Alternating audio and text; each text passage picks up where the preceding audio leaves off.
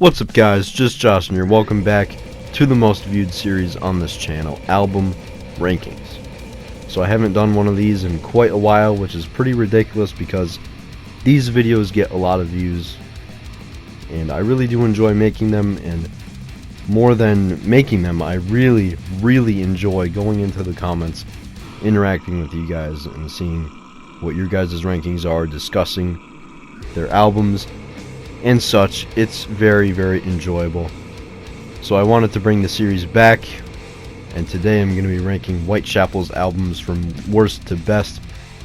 I also plan on doing Killswitch Engage album ranking in the future and more bands like that, so be on the lookout for that, and let's get into the ranking. And at number 7 we have Whitechapel's fourth album, their self-titled album, released in 2012. It is my least favorite Whitechapel album. That's not to say that I dislike or hate this album, absolutely not. I think this album is actually pretty good. I didn't like it for a while, but it did grow on me a little bit. But compared to the rest of their discography, I just think that it's their weakest album overall. That's not to say that it doesn't have some great tracks on it, such as Make It Bleed, Hate Creation, Culturalist, Section 8, Faces, and Possibilities of an Impossible Existence. But you know, this album just kind of has some filler on it. I don't really like I Dementia, and especially Dead Silence, The Night Remains, and Devoid. Kind of filler tracks, especially in the second half there. So it's just their weakest album overall, in my opinion. And at number 6 we have Whitechapel's sixth album, released in 2016. That's a lot of sixes. Mark of the Blade. Now this album is very notable for being the first Whitechapel album to have Bill Bozeman including clean vocals on the tracks Bring Me Home and Decennium, which are very good songs, by the way. And Phil's voice is pretty good. He's kind of sounds a bit like Corey Taylor, I think, with his clean vocals, which would make a lot of sense since Corey Taylor and Slipknot are one of Phil's and also Whitechapel as a whole one of their main influences. So it makes a lot of sense. But my favorite tracks on this album are The Void, Mark of the Blade, Bring Me Home, Tremors, A Killing Industry, Dwell in the Shadows, and Decennium. And same thing with their self-titled album. This is not a bad album at all, but I just think in the grand scheme of their discography it's a bit weak compared to the rest of their albums. And at number 5 we have Whitechapel's second album, released in 2008. This is Exile. This is a very good album, very heavy, very brutal. And my favorite tracks on this album are Father of Lies, This Is Exile, Possession, To All That Are Dead, Exalt, and Messiahbolical.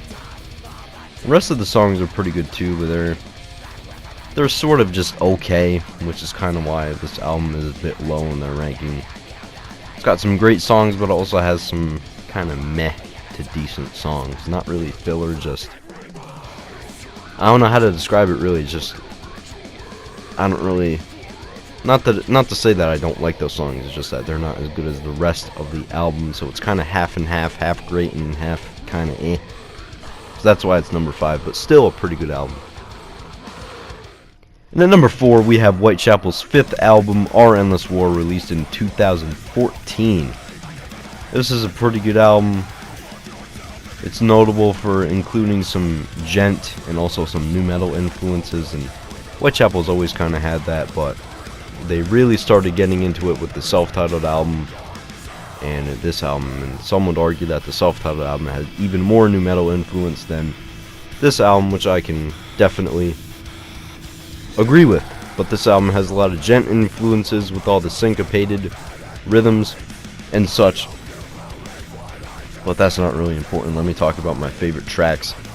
So we have Our Endless War, The Saw Is the Law, Mono, Blacked Out, and Diggs Road.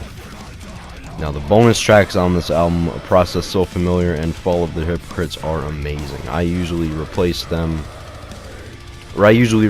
2 tracks in the middle of the album, Worship the Digital Age and How the Times Have Changed, with the 2 bonus tracks. I think that makes it a lot better, because those bonus tracks are really heavy. A Process So Familiar has a lot of blast beats and a lot of thrashy drumming, and Fall of the Hypocrites is kind of Very slow and crushing, kind of a slam type vibe.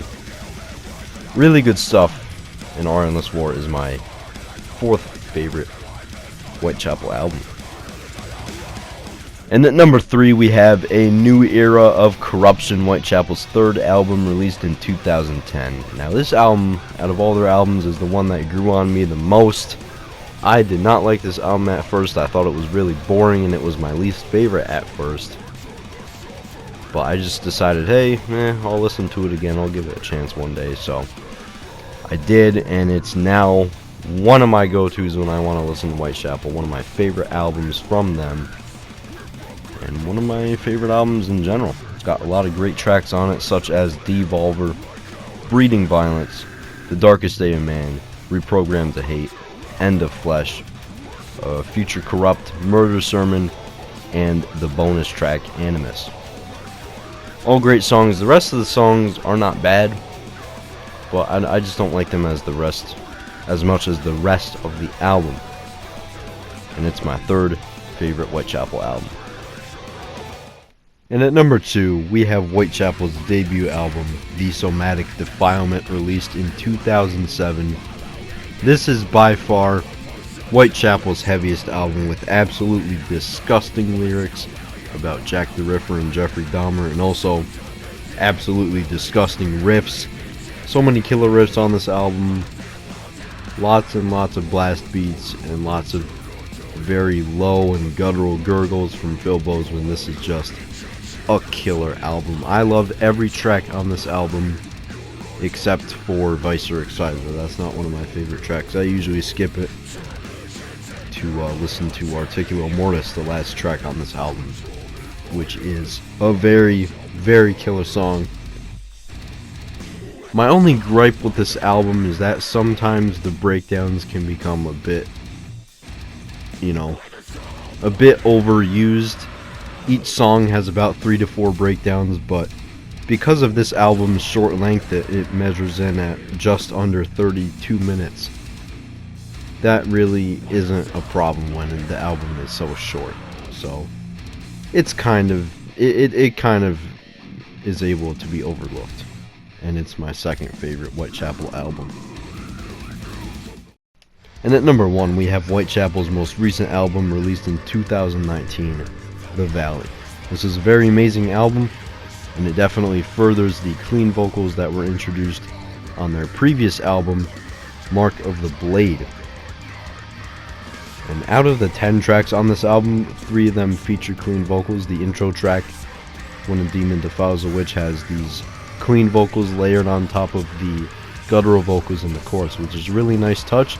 I really love the way those clean vocals sound, layered with the guttural screams. Very awesome. And then Hickory Creek is the closest thing Whitechapel has ever done to a ballad. Very dark and moody song. And once again, Phil Bozeman has a very impressive, clean voice. Definitely resembles Corey Taylor or Maynard James Keenan. Really cool. And then a third depth is the last song on this album to feature clean vocals, and it's a bit heavier than Hickory Creek. It's got that soft chorus again, but it builds up into a very heavy chorus with Phil doing these pained mid-screams, which I think he started doing those on the self-titled album. Correct me if I'm wrong, but they definitely sound very full of agony and anguish, and very pained, as I said. But other than those 3 songs, my favorite tracks are Forgiveness is Weakness, Black Bear, Lovelace, Doomwoods, and the bonus track, Sea of Trees. Which, if you've not heard the bonus track, Sea of Trees, it's amazing. Very, very heavy. Very fast. That's going to do it for my Whitechapel album ranking, guys. Thank you guys so much for watching. Hopefully you enjoyed the video. And Whitechapel fans out there, please let me know what your ranking is of their albums down in the comments below.